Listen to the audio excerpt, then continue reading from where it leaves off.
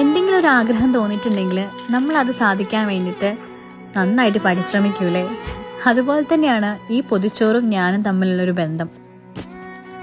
Pregnancy ടൈമിൽ കഴിക്കാൻ വേണ്ടി കുറേ ആഗ്രഹിച്ച് ഇരുന്നൊരു സാധനമാണ് കേട്ടോ പൊതിച്ചോറ്. പക്ഷെ ആ സമയത്ത് എത്ര ഉണ്ടാക്കാൻ നോക്കിയിട്ടും പൊതിച്ചോറ് ഉണ്ടാക്കാൻ പറ്റിയിട്ടേ ഉണ്ടായിരുന്നില്ല. മെയിൻ ആയിട്ടുള്ള റീസൺ ഇല ഇല്ലാത്തതുകൊണ്ടാണ് കേട്ടോ. അങ്ങനെ ഇല ഇല്ലാത്തതുകൊണ്ട് മാറ്റിവെച്ച എൻ്റെ ഒരു ആഗ്രഹമായിരുന്നു പൊതിച്ചോറ്. കുറച്ചധികം ലേറ്റായി പോയെന്നറിയാം, എന്നാലും കുഴപ്പമില്ല, ഞാനും ഉണ്ടാക്കി. ഇനി എന്താ, വേഗം പോയിട്ട് ഇത് തുറക്കുക. എന്നിട്ട് ഇതിൻ്റെ ഉള്ളിൽ നിന്ന് വരുന്നൊരു സ്മെല്ലുണ്ട്, അത് നന്നായിട്ട് എക്സ്പീരിയൻസ് ചെയ്യാം.